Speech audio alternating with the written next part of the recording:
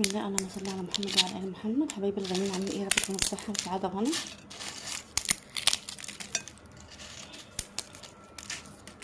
طبعا بقى كان عندي عيش ناشف، فقلت بقى اعمل له ايه، شوربه عدس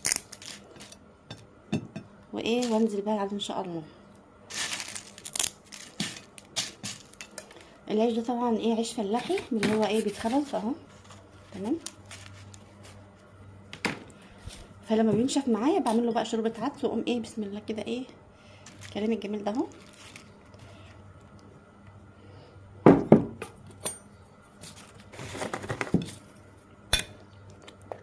بجد ريحتها روعه، بسم الله ما شاء الله.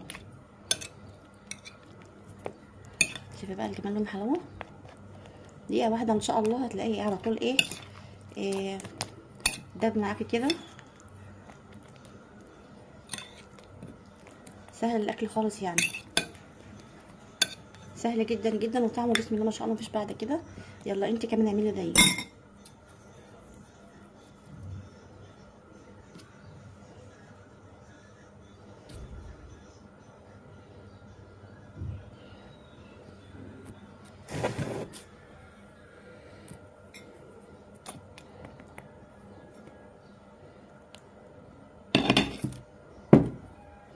بجد انت لو انت مش بتحبيها او مش بتاكليها، هتاكليها ان شاء الله لو عملتها بنفس الطريقه.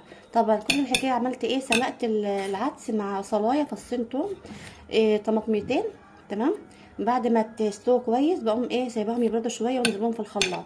بعد كده بقوم محمره بصلايه مع شويه شعريه اهي، الشعريه باينه شويه شعريه وبصلايه وشويه توابل وشويه ملح والف هنا وشفا. دمتم في رعايه الله.